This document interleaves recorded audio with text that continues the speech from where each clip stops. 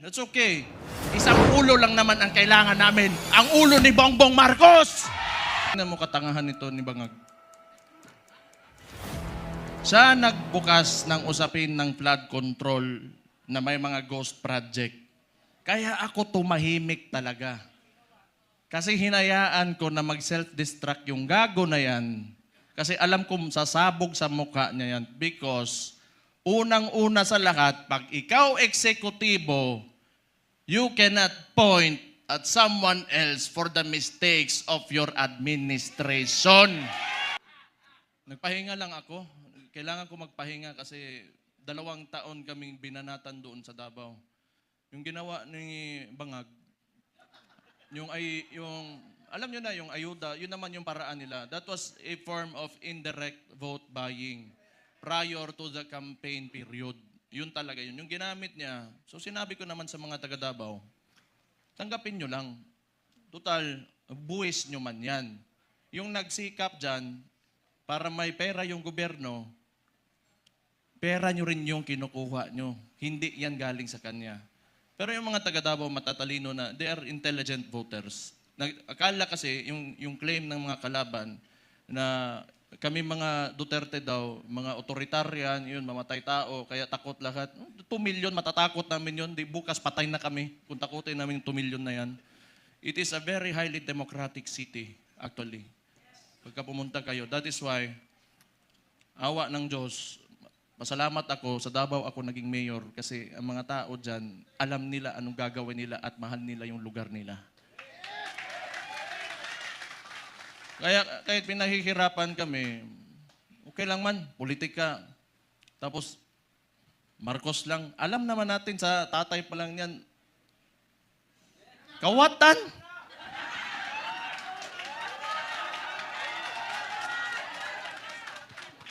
Hindi, kasi ganito yon.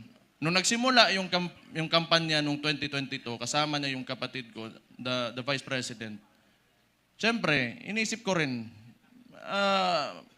siguro, itong tao na to, gusto maging presidente, he will redeem the Marcos family name. So, hindi ko naman talaga inisip na may ganun din pala kagago yung tao na yan. Kung siguro nasa isip niya, kung sira na yung pangalan namin, sirain ko na lang lalo. Wala naman akong political lang to. Kung bahala sila, magalit sila sa akin. Si Auntie Claire, tanawa. Pagkatapos ito, Auntie Claire, si Mayor, basta, lo ni mbuanga ka. Oh, nagpahinga lang ako. Kasi before the midterm elections, kami doon sa Davao, lagi kami nagmo-mobilize. Kasi nung sinimulan nila yung People's Initiative, papipirmahan nila yung mga papel. Siguro, I do not know. Pero definitely, sa ugali ng mga yan, wag na natin yung buong administrasyon niya. Kasi siya naman yung nasa taas ng chain of command, yung presidente. Definitely, ang suspicion namin, it was for term extension. At that early, 1 year or 2 years pa lang, hindi pa nagdadalawang taon yung termino niya, may pa-people's initiative. Parang plebiscite yan noon na nag-gather lang ng mga tao, pinataas yung kamay, o sige, maging diktador na tayo, maging authoritarian regime tayo for 27 years. So that was the attempt of this guy, Bangag nga na diya sa Malacanang karon. Kita niyo yung nasa UN siya, ng sipon. May chat GPT na ngayon. Hindi ko naman sinasabi kasi makukulong ako, tapos kakasuhan ako. Pero tingnan na lang, what are the causes of cocaine? Tingnan yung chat GPT. How it will affect your nasal cavity. May cellphone na kayo lahat. Wala. Swindler. He is a swindler. Yung ginawa sa atin, kaya nga naniniwala tayo, kasi akala natin itutuloy niya, Ganito lang naman tayo, kaya nandito tayo lahat ngayon. Kayo, marami tayong parallel groups. Nilapitan ako ni Sir Mike Defensor, pati ni Speaker Bebot. Na nakita ko sila pagdating nila doon sa bahay ko, patay problema na pud ni. Nagpahinga lang ako kasi grabe yung Pero ang akala nila, tumigil na tayo. Hindi pa tayo tumigil. Anong gusto nila? Lalabas lahat ng ginawa nila. Tingnan mo katangahan nito ni Bangag. Siya nagbukas ng usapin ng flood control na may mga ghost project. Kaya ako tumahimik talaga.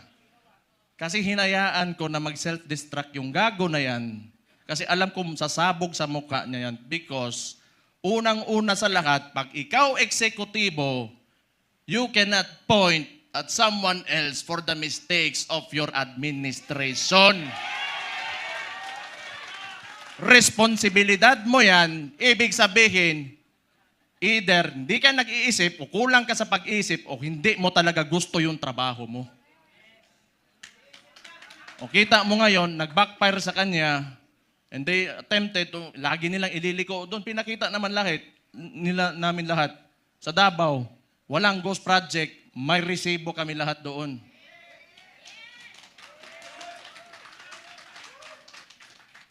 Tingnan nyo, anong resulta ng ginawa nila? Kasi tinawag na natin yan, yung 2024 is the most corrupt budget or the 2025, yung sinabi ni Sid Ungab nung panahon. Hindi, lahat yan kasi sayo nang kaupo eh. The most corrupt. Bakit di sila makakilos ngayon na tumaas yung presyo ng langis? Walang pera. Bakit di nila kayang babaan yung VAT, yung panawagan ni Leandro Libiste? Di nila kaya kasi wala nang silang nanakawin pa.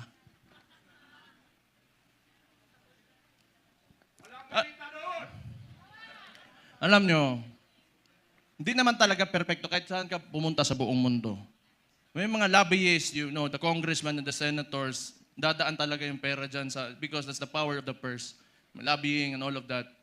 Pero this kind, the estimated loss to corruption, umaabot na sa trillion. It doesn't make sense anymore. Saan mo pa gagastusin yung pera na yan kung nasa bulsa mo yan? For what? Magkano ba gusto mong, yung kanin mo, gusto mo tag 200 pesos per kilo? Gusto mo yung pinakamasarap na pagkain, pinakamasarap na steak? Ano ba gusto mo sa buhay mo? Yan mga yan, mayayaman na yan. Hindi pa sila nakukontento. Hindi na lang maawa ba? Kita nyo yung mga matatanda na nagmamalingke sa umaga, magdadala ng bayong, tapos pahihirapan mo pa, ngayon tumataas presyo ng lahat. Hindi siya nakatingin sa pangkaraniwang Pilipino, ano ang buhay ng Pilipino. Tapos itong gago na to, patay na buguan eh. Gusto ko man yan, pag inita nila ako, para naman, nagpahinga lang ako. Balik na naman tayo, patay na naman sila sa atin.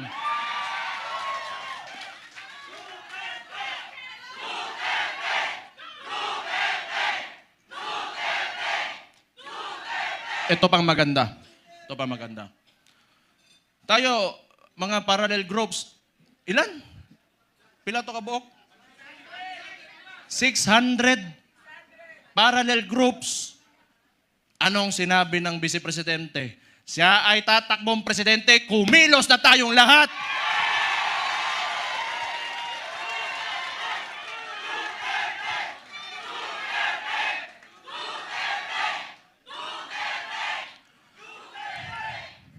Ang gusto ng,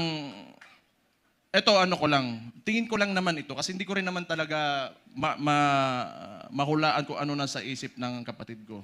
Tayo, tama yung sinabi ni Rob Rances kanina, may galit tayo. Lahat tayo galit dito. Kaya nga tayo nagtipon-tipon kasi gusto natin na may pagbabago na nangyari. Kasi yung pagbabago na yon, kinuha ni Bongbong Marcos, nandun na sana tayo.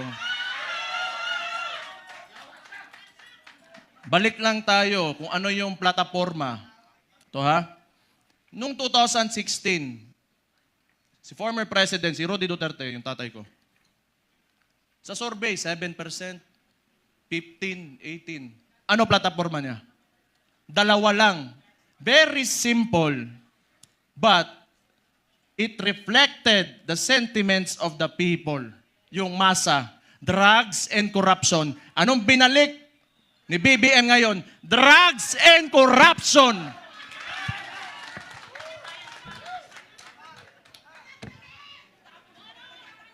Sabi ng kapatid niya, hindi ako yun ha.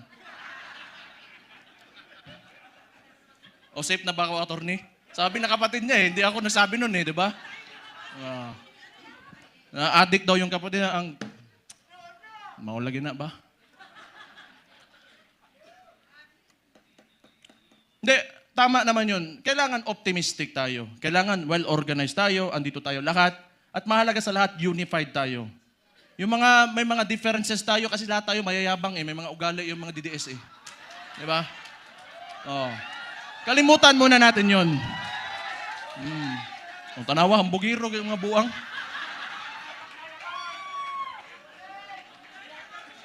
Sa ngayon, kailangan organisado tayo. Kailangan kalimutan muna natin yung mga differences natin. Magkaisa tayo. At since nagdeklara na natatakbo yung principal natin, who is the Vice President, Sara Duterte, magsimula na tayong kumilos.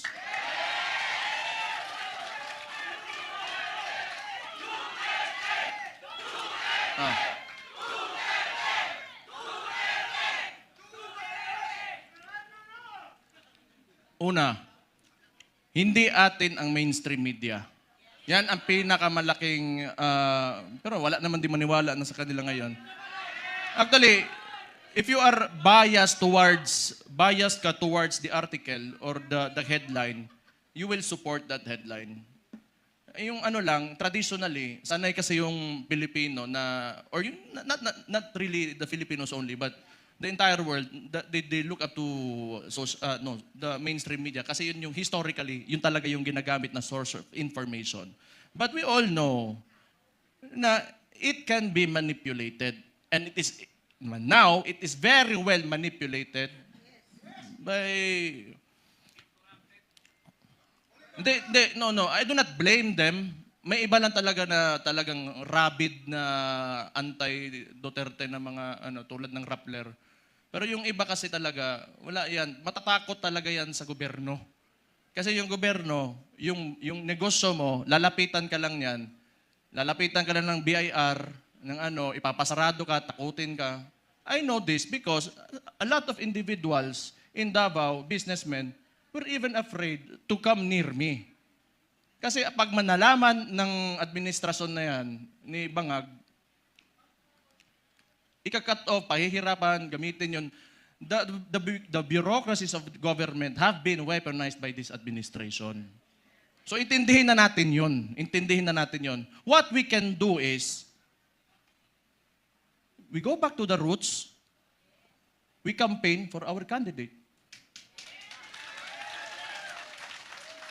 Wala rin naman tayo, kasi hindi rin naman tayo papansinin ng mga mainstream media because, lahat, masang Pilipino man tayo. So we do what we do best. 2016, anong ginawa nyo? Walang campaign materials na mabibigay yung tatay ko? Anong ginawa nyo? Kayo gumawa sa sako. Then this will be 2016 all over again. Let's reclaim the country and give it back to the people.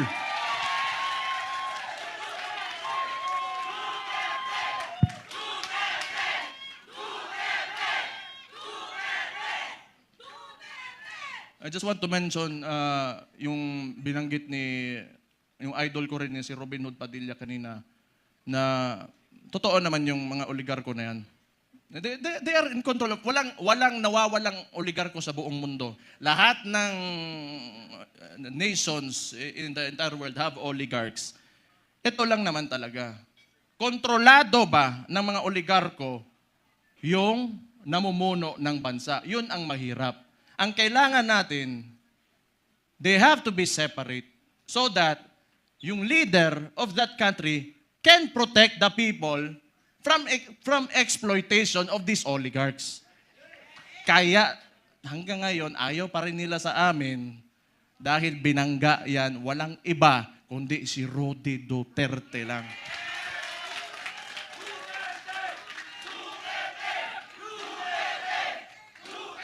So siguro naman,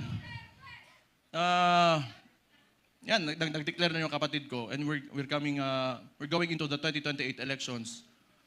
Pakiusap ko lang sa mga oligarko, may mga mayayaman, malalaking negosyante talaga that have command of the economy. Maawa naman kayo sa mga tao. Maawa naman kayo sa mga tao.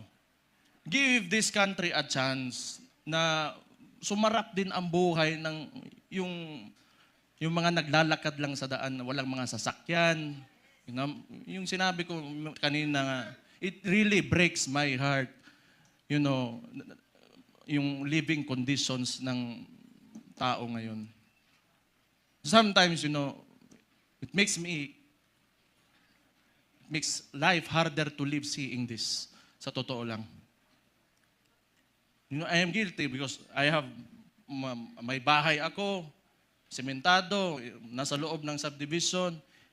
It makes me feel so bad that the other Filipinos, my countrymen, have to suffer. Kaya naman tayo nandito. Alam ko, mahal nyo yung tatay ko dahil alam nyo na talagang minahal at mahal niya yung bansang Pilipinas.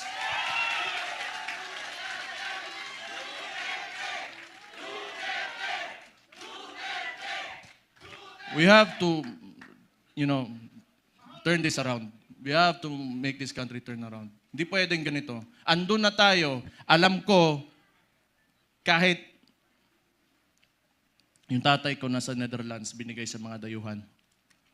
Alam ko nandito pa rin kayo kasi naniniwala kayo, pinakita ni Rody Duterte na kaya pala natin angatin natin ang ating bansa. You know what? Kayong lahat mga Pilipino, do not settle for this. You deserve better. You deserve better. Sinasabi ko sa inyo, you deserve better. Kaya, be optimistic, maniwala kayo na we can take our country through greater heights. Sinasabi ko sa inyo, alam nyo na eh. Kaya nga nandito kayo, naniniwala kayo. Just hold on to it. And someday, awa ng Diyos, talagang may Diyos talaga. And may hustisya talaga. Makakamit natin ang Pilipinas natin na pinapanaginip natin.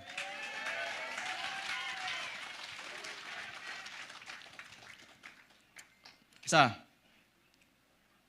ang politiko, kailangan bitawan natin yung mga pansariling nating gusto. We have to be selfless public servants. Unang-una yan sa lahat. Kung gusto natin talaga umangat itong bansa natin. Sabihin na natin, may nakawan nangyari, bigayan ng pera, whatever. That should be enough. Nagkaroon na kayo ng presidente that tolerated it. So what's next? Dadagdagan nyo pa? Nagpasarap na kayo ng sobra-sobra, gusto nyo pa? You know, kung swerte na kayo sa buhay, it's time you give back to the people. Huwag niyong pahirapan yung mga tao. Tama na yan. Okay na yan. Siguro yung mga anak nyo maka-aral sa abroad, you can eat, you know, in a very nice restaurants. Tama na yan. That's okay. Isang ulo lang naman ang kailangan namin. Ang ulo ni Bongbong Marcos!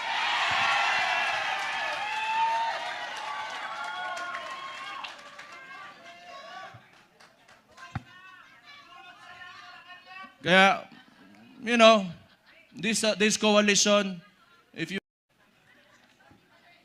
O tama yun, kasi si Martin, wala naman. Si Bongbong na ang sunod. Tama yun.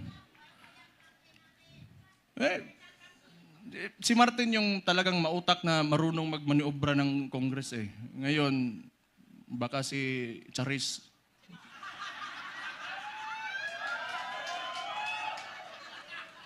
Sino yun? Kilala niyo yun? Charis. Oh. Kasi rinig ko, chismis lang to ha. Chismis, wala akong sinasabi. Oh. Puppet speaker lang yan si, yung speaker ngayon. Hindi ko lang alam sino yan, Charis. Basta narinig ko, Charis daw. Patay. Hala mo diha. Basta ako, nagsalita na ako. Yun yung nasa puso ko, yun ang nasa isipan ko. Kung maniwala kayo, okay. Hindi kayo maniwala, okay lang din. Hindi kung maniwala tayo dito lahat, nabangag talaga yung gagawin nasa taas, alam nyo na anong gawin nyo. Ilagay natin ang Vice Presidente sa 2028 na Pangulo natin. Ito lang, yung mga nananawagan na gusto natin ng radical, yung revolutionary movement. Gusto nyo? Sumama kayo kay Leandro Libiste. Pumunta kayo doon. Hindi, kilala ko yan noon pa. Kilala ko si Leandro. Pumunta yan ng Davao, nagbigay yan ng mga solar panel sa isang indigenous community doon sa Davao City. Matagal na. So, may yan sa CSR na ginawa doon. Kaya mabait yan na bata. Mas matanda ako ng konti eh. Mabait yan si Kong. Mabait yan. Kaya yan naging ganon. Kasi alam mo yung mga mababait na tao, pag ginalit mo, patay ka talaga. Mag-ingat kayo. Ayan pa, may isang isiraulo si Attorney Harold Respiso. Sabi ko nga nakita ko tong gago na ito, sabi ko, puta, hindi lang pala ako ang siraulo dito, may kasama na ako. Wala yung isang Israulo din, si Kiko Barzaga. Pero pag I want to talk to the younger people in the cameras. Subaybayan niyo yung mga bata na yan, yung mga tao na yan. They are the future of Philippine politics. Sino ba namang si Raulo na lalaban ng administrasyon, magiging opposition, lalo ng ganito kaabusado? You know, what seemed to me, yung ginawa nila sa tatay ko, was a state kidnapping. Yung mga bata na yan, hindi natatakot yan. We need people like them. We need people like them. May iba naman, diplomatic, parang si